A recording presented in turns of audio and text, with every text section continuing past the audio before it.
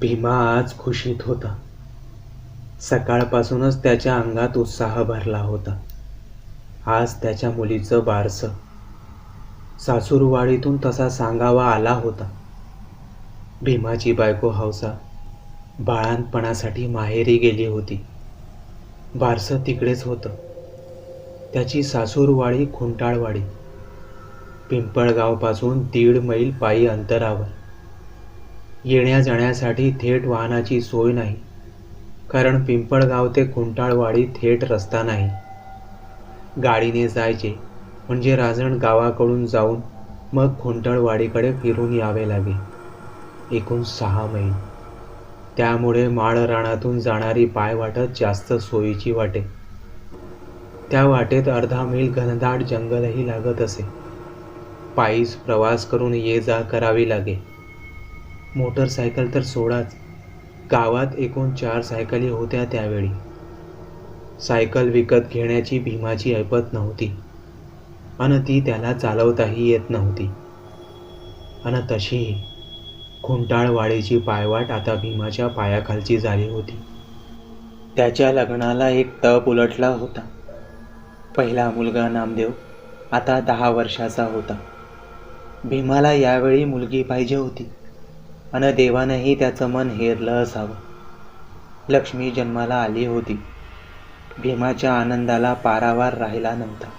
पहाटे लवकर उठून त्यानं शेत गाठलं आणि बकासुरासारखी वैरण कापून चांगलं 20-22 गवताच्या पेंड्याचं ओझं घेऊन तो 7च्या आत घरी आला. दावणीच्या जनावरांचा आजचा प्रश्न सुटला होता. आंघोळ आटपून त्यानं न्यायरी केली. नामदेवला हाक मारून उठवलं. नामदेव थोडा वेळ पेंगतच होता. भीमानं आईला कालच बारशाला जाण्याबद्दल विचारलं होतं, पण एवढी पायपीट करणं जमणार नसल्याने म्हातारीनं नकार दिला होता. दुपारच्या जेवणाला खुंटाळवाडीत पोहोचावं अशा बेतानं भीमा नामदेवला घेऊन सासूरवाडीला जायला निघणार होता. त्यानं तयारी सुरू केली. तालुक्याला जाऊन आणलेलं नवीन हिरवं 6 वार पातळ, चोळीचा खण, गव्हाची ओटी, नारळ या सर्व वस्तू म्हातारीनं एका कापडी पिशवीत भरून ठेवल्या. दुसऱ्या एका पिशवीत हाताने शिवलेली सुती टोपळी, छोटीशी गोधडी, काही बाळोती असं काही बाई भरलं. म्हातारीने एका कागदाच्या पुडीत ग्रामदैवत जानाईचा अंगारा दिला, पण पोहोचल्यावर आठवणीने बाळंतिणीच्या कपाळावर लावायला निक्षून सांगितले. ती अंगाऱ्याची पुडी भीमानं बंडीच्या खिशात जपून ठेवली. सर्व भराभर झाली होती. खेळायला गेलेल्या नामदेवला म्हातारीनं हुडकून आणलं आणि त्याचे हातपाय धुतले. त्याला दूध भात खाऊ घातला. भीमा दुपारचं जेवण सासूरवाडीला जेवणार होता. 10:30 वाजून गेले होते. मे महिना असल्याने उन्हाचा जोर वाढू लागला होता. निघताना घालण्यासाठी काढलेला सदरा धोतर आणि फेटा भीमानं न्याहाळला. बदामी रंगाचा सदरा स्वच्छ धुतलेला असला तरी फारच चुरगाळला होता. भीमा चटकन उठला. अंगणातल्या चुलीतील काही रसरस्ते निखारे तांब्याच्या लोट्यात भरले आणि स्वच्छ धुतलेला सदरा गोधडीवर पसरून तो गरम लोटा वरून फिरवू लागला. काही मिनिटात सदरा अगदी कडक नव्यासारखा दिसू लागला. तोपर्यंत म्हातारीनं नामदेवला मागच्या वर्षी जत्रेसाठी घेतलेलं शर्ट घातले. डोक्याला खोबरेल तेल चोपडले. तेलाचे काही ओघळ नामदेवच्या कपाळावरून मानेवरून खाली आले. नामदेवचे डोके एखाद्या टरबुजाप्रमाणे चमकू लागले. भीमाने धोतर नेसले, सदरा घालून फेटा बांधला, आरशात बघून मिशीवर ताव दिला आणि नामदेवला हाक मारली. जनावरांवर लक्ष ठेव, मी संध्याकाळी परत येतो. म्हातारीला सूचना देऊन ते आता निघाले होते. 11 वाजून गेले होते. जोशात येऊन नामदेव पुढं पळत होता. थांबून मागे भीमाची वाट पाहत उभा राहत होता. भीमा दमदार पावलं टाकत चालला होता. पायातल्या कोल्हापुरी पायताण कर कर आवाज करत होते. तासाभराची पायपीट करावी लागणार होती, पण भीमाला त्याची सवय होती. बायकोचा अन पोरीचा चेहरा पाहण्यासाठी तो खूप आतुरला होता. आजूबाजूच्या शिवारात लोक काही बाई काम करताना दिसत होती. मध्येच कुठं दूरवर धुळीची एखादी वावटळ उठताना दिसत होती. मळलेली पायवाट असल्याने वाटेवरील माती जात्यातल्या पिठासारखी मुलायम भासत होती. पुढं चालणाऱ्या नामदेवच्या पायतानाचे ठसे त्या मातीत स्पष्ट दिसत होते. आता भोवतीचा शिवार संपून माळरान सुरू झाले होते. काही गुराखी जनावरं घेऊन फिरताना दिसत होते. भीमा आता म्हसोबाच्या देवळापाशी पोचला होता. अंदाजे 200 चौरस फुटाच्या चौकोनी दगडी कट्ट्यावर हे छोटं 7-8 फुटी मंदिर दगडी बांधकाम असलेलं. मंदिरामागे एक विशाल पिंपळाचं झाड, बाजूला एक पाण्याचा झरा, तोही दगडांनी बांधून काढलेला आयताकार. या झऱ्याला 12 पाणी असे. वाटसरू इथं येत थंडगार पाणी पीत म्हसोबाच्या सानिध्यात त्या पिंपळाच्या गर्द सावलीत क्षणभर विसावा घेत अन पुढच्या मार्गाला निघत. भीमाही नामदेवला घेऊन इथं थोडा वेळ थांबला. पळसाच्या पानाचे तृण करून त्यांनी झऱ्यातील थंडगार पाणी पिले. नामदेव चालून थकला असेल, 10 मिनिटे थांबू असा विचार करत ते त्या कट्ट्यावर बसून राहिले. अर्धी पायपीट अजून बाकी होती, पण आता पुढं दाट जंगलाला सुरुवात होणार होती. त्यामुळे उन्हाचा प्रश्न सुटणार होता. पण जास्त वेळ बसून चालणार नव्हतं. आता गडबड करायला हवी, कारण बारसं संपवून भीमाला परत आपलं गाव गाठायचं होतं. जनावरं आज दावणीला ठेवली, उद्याही हे असं करून चालणार नव्हतं. त्यात नवीन आणलेला बैल उद्या नांगरटीला जुंपायचा होता. तसं महादूसोबत बोलणं झालं होतं. भीमाला आता भुकेची चाहूलही लागली होती. नामदेवला घेऊन त्याने पुढचा प्रवास सुरू केला. नामदेव आता पुढं न पडता भीमासोबत चालत होता. पायपिटीने तो थकला होता आणि आजूबाजूची गर्द झाडी बघून काहीसा घाबरलाही होता. जंगल भयाण होतं. उन्हाळा म्हणजे पानगळतीचा मोसम. पायवाटेच्या चोहीकडे वाळलेल्या पानांचा खच पडला होता. पायवाटेवरही काही पाने पडली होती. त्यावर पाय पडल्यास कर्रकन त्याचा चुरा होत होता. नामदेवला आता याची गंमत वाटू लागली होती. आता ते ओढ्यापाशी आले. भिजू नये म्हणून कोल्हापुरी पायताण हातात उचलून दुसऱ्या हाताने भीमाने नामदेवला कडेवर उचलून घेतले. नामदेव सामानाची पिशवी घेऊन कडेवर बसला होता. भीमानं ओढा पार केला. जंगल आता 400-500 मीटर राहिले होते. त्यापुढे शिवार अन मग जे गाव दिसते ती खुंटाळवाडी. आता जंगल पार करून ते शिवाराच्या पायवाटेनं पुढे चालत होते. मातीची कौलारू घरं आता आकार घेतल्यासारखी स्पष्ट दिसू लागली होती. ते खुंटाळवाडीच्या जवळ आले होते. नामदेवच्या पायाचा वेग आता पुन्हा वाढला होता. तो पुढं पडू लागला होता. भीमाई झपाझप पावले उचलत होता. त्याला आता भूकही लागली होती. दुपारचे 12:30 होत आले होते. भीमा गावात पोहोचला होता. पुढं पळत जाऊन नामदेवनं केव्हाच घर गाठलं होतं. त्याच्या पोहोचण्यानं जावई बापू आल्याची वार्ता आपसुकच घरी पोहोचली होती. हौसा खाटेवर उठून बसली होती. तिचे डोळे खिडकीतून दिसणाऱ्या रस्त्याकडे लागले होते. समोरून येणाऱ्या भीमाला बघून तिचा चेहरा खुलला. धोतर, बदामी सदरा, डोक्यावर बांधलेला शेंद्री फेटा. भीमा भारदस्त वाटत होता. भीमाचा सासरा भीमाला बघून चटकन घराबाहेर आला. भीमाला हसून अभिवादन करत आत घेऊन आला. घोंगडं आधीच अंथरलं होतं. एटीत भीमा घोंगड्यावर बसला. घरात पुरणपोळीचा वास सुटला होता. भीमाच्या पोटातील भुकेचे कावळे थैमान घालत होते. चहापान झाल्यावर भीमानं मोर्चा हौसाकडे वळवला. तान्ह्या बाळाला अलगद घेत हौसाशी गप्पा मारू लागला. नामदेव हौसाला बिलगून बसला होता. हौसानं पिशव्या घेऊन त्यातलं सामान बाहेर काढलं. हिरवं पातळ खांद्यावर घेऊन बघत ती त्याच्याशी बोलत होती. तेवढ्यात सासरे बुवांनी भीमाला जेवायला आवाज दिला. जेवण उरकून झाल्यावर भीमाची व्यवस्था माडीवर करण्यात आली. 2 वाजून गेले होते. बारसं संध्याकाळी 5च्या दरम्यान होते. भीमाने एक झोप काढायचा विचार केला. 4:30च्या सुमारास भीमाला जाग आली. तो माळीवरून खाली आला. बारशाची लगबग सुरू झाली होती.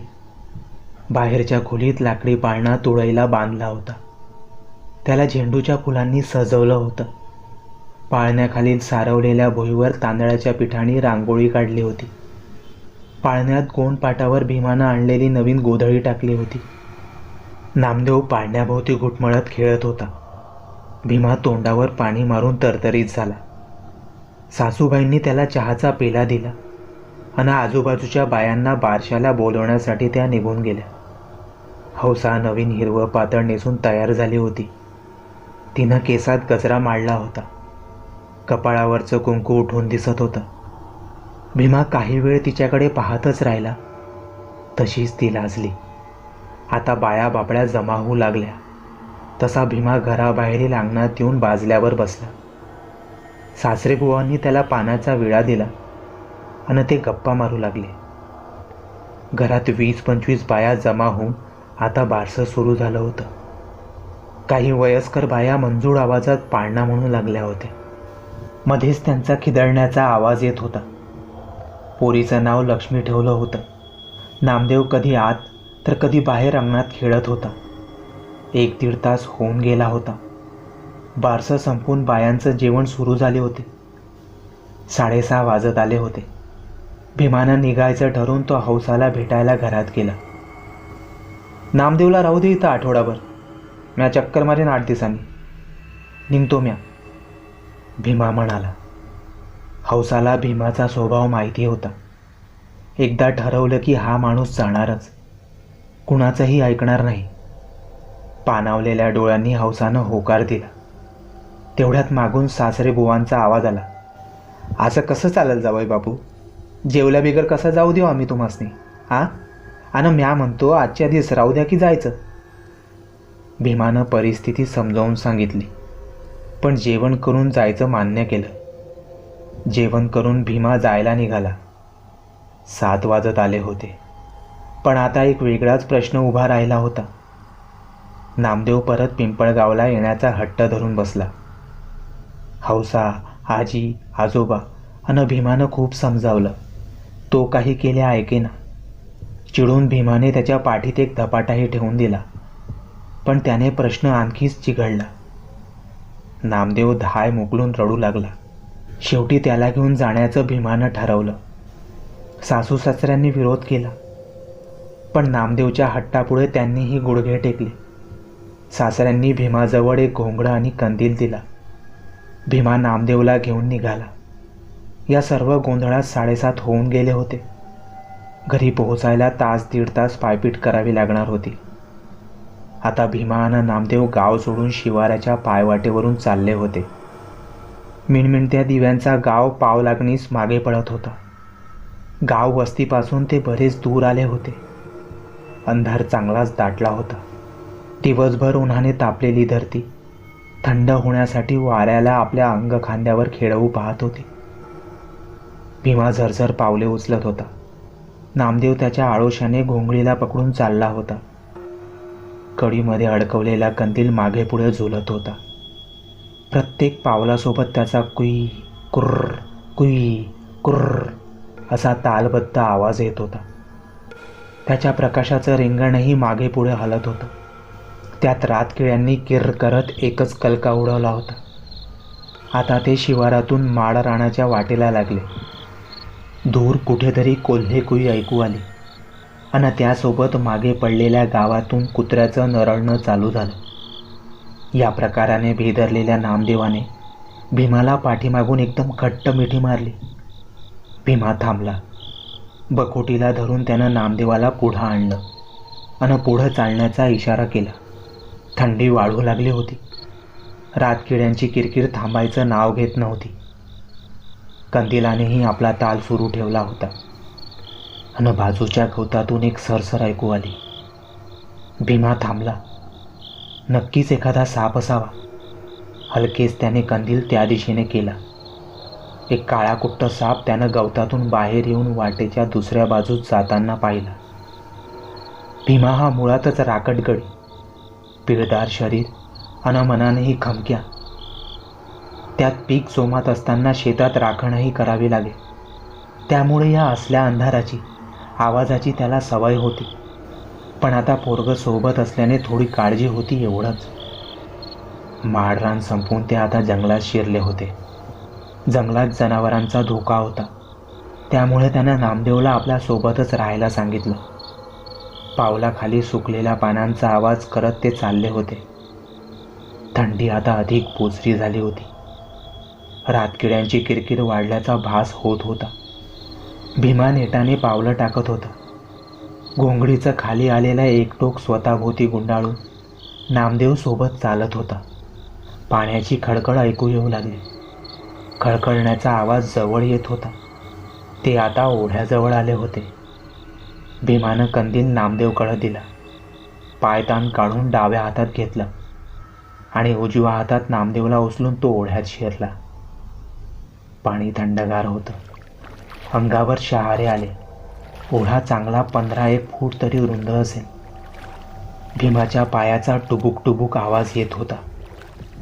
काही क्षणात तो ओढ्यापलीकडे पोहोचला आणि त्यानं पायतान खाली टाकलं. नामदेवला खाली उतरून पायतान घालू लागला.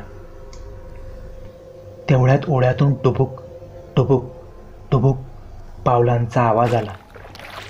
भीमानं चटकन वळून पाहिलं. कंदील ओढ्याच्या दिशेने केला. कोणीही दिसलं नाही. आवाज आला की भास, या विचारात असताना नामदेव बोलला, तात्या, मला बी आला आवाज कुणीतरी पाण्यात चालल्यावानी. भीतीनं भीमाचं अंग शहारलं, पण तोंडावर भीती येऊ दिली तर पोरगं घाबरेल.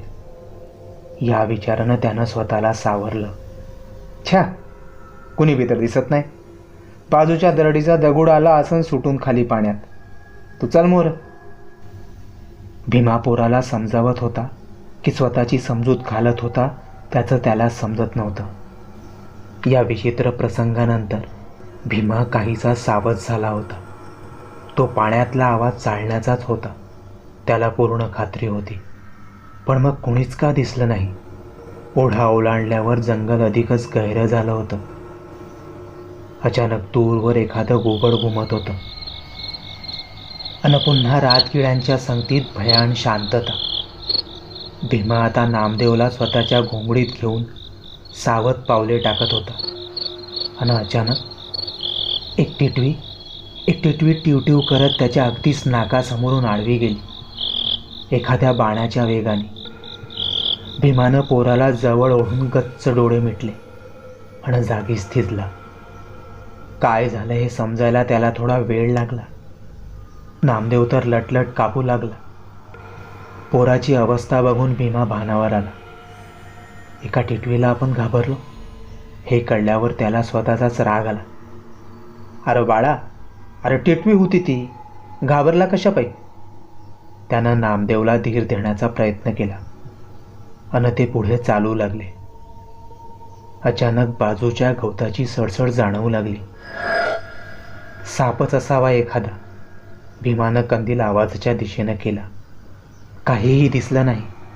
तेवढ्यात वाटेच्या दुसऱ्या बाजूनं तशी सडसड ऐकू आली. भीमा तिकडे वळला.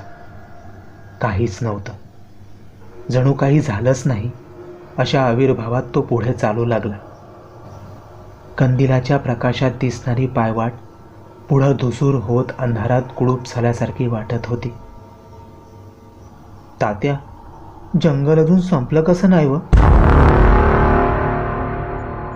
नामदेवच्या त्या वाक्याने भीमाच्या डोक्यात विचारांचा जणू फटाकाच फुटला. आयला खरंच की, जंगल तर इनमीन अर्धा मैल आतापर्यंत संपायला पाहिजे होतं. माळ राना बाहेर पडून मसोबाचं देऊळ यायला पाहिजे होतं. भीमाला या विचारानं घाम फुटला. आपण कसल्या तरी भयानक संकटाच्या मध्यात अडकलो आहोत याची जाणीव भीमाला पहिल्यांदाच झाली. ती जाणीव इतकी भयानक होती की भीमा क्षणभर पुतळा बनल्यासारखा स्तब्ध उभा राहिला. त्याचं शरीर जणू उभ्या उभ्याच कोमात गेलं होतं. बोला की तात्या, कधी संपणार जंगल? नामदेव भीमाच्या हाताचा कोपरा हलवत त्याला विचारत होता. काय बी विचारत बसू नगस. तोंड वाईज बंद ठेव आणि बेगीनं चाल जरा. भानावर येत भीमा बोलला. कधी एकदा या भयान जंगलातून बाहेर पडून घरी पोहोचेन असंच भीमाला वाटत होतं. त्याला आता आपल्या लेकराची काळजी वाटत होती. कुठल्याही विपरीत गोष्टीचा सामना करायला तो तयार होता. पण पोराचं काय? पोरगं घाबरलं तर त्याच्या डोक्यावर परिणाम व्हायला कितीसा वेळ लागेल. भीमानं मन घट्ट केलं आणि पोराला जवळ घेत तो पुढची वाट कापू लागला. आणि अचानक रातकिड्यांची किरकिर वाटेच्या एकाच बाजूला डाव्या बाजूनं ऐकू येते असं भीमाला वाटू लागलं. पुढची काही पावलं सावकाश टाकत त्याने डावीकडे कान देऊन ऐकण्याचा प्रयत्न केला. आणि तो चपापला. आवाज आता उजव्या बाजूने येत होता. आणि अचानक त्याला समोर 20-1 फूट अंतरावर कोणीतरी वाट ओलांडून गेल्यासारखं दिसलं, अगदी वाऱ्याच्या वेगात. काय होतं स्पष्ट दिसत नव्हतं, पण जंगली जनावर निश्चित नव्हतं. चांगलं 5-6 फूट उंचीचं काहीतरी होतं. निश्चित आकार कळला नाही, पण मानवी आकृतीचा भास होता. भीमानं वाट पाहिली. नामदेवनं काही बघितलं का? त्यालाही दिसलं तर तो बोलेल, पण तो काही बोलला नाही. भासच असावा बहुतेक. आणि तेवढ्यात नामदेवनं हात पकडून भीमाला थांबवलं. तात्या, ती बाय का चालते आपल्या संग? नामदेवनं बाजूच्या झाडीकडे हात दर्शवला होता. भीमाचा श्वास फुलला. प्रयत्न करूनही तो आपल्या छातीची धडधड रोखू शकला नाही. त्यानं धीर करून त्या दिशेनं पाहिलं. एक आकृती झाडीत सरकल्यासारखी वाटली. भीमाच्या काळजाचा ठोका चुकला. त्याच्या उभ्या आयुष्यात त्यानं असा अनुभव घेतला नव्हता. काय चाललंय काही समजत नव्हतं. हृदयाचे ठोके वाढले होते. अंगातलं रक्त सळसळत होतं. कपाळावर घामाचे थेंब जमा झाले होते. त्यानं अंगातलं सारं बळ एकवटून आवाज दिला. कोण आहे तिथं? बाहेर या. पोरगा आहे लहान माझ्या संग. उगीच घाबरन ते. पण ते जे काही आहे ते खरंच बाहेर आलं तर? या विचाराने भीमाचं सगळं अंग शहारलं. कारण झाडीत जे काही होतं ते मानवी निश्चितच नव्हतं. हे भीमाला आता कळून चुकलं होतं. एवढ्या रात्री कोण बाई कशाला मरायला येईल या जंगलात? आणि आलीच तर अशी वाट सोडून आड रानातनं किंवा झाडीतनं का चालेल? आपण जवळजवळ 3 तास पायपीट करूनही हे अर्धा मैल जंगल संपत का नाही? या सर्व प्रश्नांचं एकच उत्तर होतं. ते उत्तरच त्या झाडीतून त्याच्यासोबत चालत चालत येत होतं. ओढा ओलांडल्यापासून सगळे अनुभव हे संकट होते. पण आता करायचं तरी काय? राहून राहून त्याला पोराबद्दल वाईट वाटत होतं. पोराच्या विचारानं त्याच्या डोळ्यात टचकन पाणी दाटलं. आणि गर्द अंधारात वीज चमकून एकाएकी लख्ख प्रकाश व्हावा तसा एक विचार त्याच्या डोक्यात आला. आणि त्यानं बंडीचा खिसा तपासला. अंगाऱ्याची पुडी खिशात तशीच होती. आयुष्यात इतका आनंदी तो कदाचित पहिल्यांदाच झाला असेल. त्यानं आवेगानं ती पुडी उघडली आणि त्यातला अंगारा पोराला आणि स्वतःला लावला. त्याला थोडं बळ आल्यासारखं वाटलं. बुडत्याला काठीचा आधारच जणू. हातातला कंदील खाली ठेवत भीमा आता गुडघ्यावर उभा राहिला. आणि नामदेवच्या खांद्यावर हात ठेवत तो म्हणाला, हे बघ बाळा, जानाईचा अंगारा लावलाय नवा आपण. आता आपलं काय बी वाकडं व्हायचं नाही. तू फक्त घाबरू नग. तुझा बा हाय नव तुझ्या संग. काय बी दिसन, कंचा बी आवाज येईन. ध्यान फक्त वाटेकडं आणि माझ्याकडं ठेव. आपण घरी जाऊ. आपल्याला जावंच लागल. म्हातारी आहे एकटी असन नवं घरात. हां, आणि आपल्या पाखराला उद्या नांगराला झुंपायचं आहे नवं. बोलताना भीमाच्या डोळ्यातून आलेले अश्रू पाहून नामदेव काहीसा बावरला. आणि मग मुठी आवळून काहीसा जोशात तो बोलला, तात्या, तुम्ही रडू नका. मी हाय की तुमच्या संगती. आणि माझी फिकीर करू नका. मला काय बी होणार नाही. हां. 10 वर्षाचं वय. पुढं काय वाढून ठेवलं त्याची पुसटशी कल्पनाही त्या कोवड्या जीवाला नव्हती. पण त्याचा तो बाणा पाहून भीमाला धीर आला. त्यानं पोराच्या कपाळाचा मुका घेत त्याला कवटाळलं. ते दोघंही आता झरझर पावलं उचलत चालले होते. बाईची ती काळी आकृती त्यांच्या मागे पुढे कधी बाजूच्या झाडीतून चालली होती. दिसूनही कानाडोळा करत भीमा पोराला सांभाळत चालत होता. आता आवाज वाढले होते. बाईचा आकार स्पष्ट दिसू लागला होता. हिरवं लुगडं, हिरवा चुडा, कपाळावर मळवट अन जळलेला चेहरा. त्या चेहऱ्यावर काहीतरी लटकल्यासारखं वाटत होतं. जळालेलं मांस असावं बहुतेक. तिच्या पायातले पैजण आता जोरजोरात वाजत होते. एवढ्यात भीमाला कुणीतरी आपल्या कानाजवळ येऊन बोलत आहे असंच वाटलं. कवर वाचविले कपाळावरची राग तुला आणि त्या पोराला. पोरग ते मला तुला चिता सोडन. लई तेच झालं. कवडं रगत भेटलं नाही. तो आवाज पुरुषी नव्हता अन कुण्या बाईचाही नाही. फारच विचित्र अन भेसूर होता तो आवाज. अन ते हसणंही. भीमानं पाहिलं तर ती बाई तोंडाचा जबडा पसरवून खी करत बाजूच्या झाडातून चालली होती. पण तिची नजर एक क्षणही या दोघांवरून हटत नव्हती. भीमानं हातातला कंदील खाली ठेवला, डोक्याचा फेटा काढला, खाली बसून पोराला पाठीवर बसायला सांगितलं. फेटा पोराभोवती गुंडाळून तो पुढं घेऊन आपल्या छातीवर धनुष्याचा भाता बांधतात तसा बांधला. वरून घोंगडं घेतलं. उजव्या हातानं छातीवरची फेट्याची गाठ आणि डाव्या हातात कंदील घेऊन तो पळू लागला. मागून तो पैजणांचा खिदळत हसण्याचा आवाज येतच होता. आपण का पडतोय, कुठं पडतोय, भीमाला काहीही समजत नव्हतं. याचा काही उपयोग होणार का त्याला तेही माहिती नव्हतं. त्याला एकच कळत होतं, पोराला वाचवायचं आहे. कुठं जाशील आता, सोडत नाही म्या. कवर पडशील रे. भीमा पळतच होता.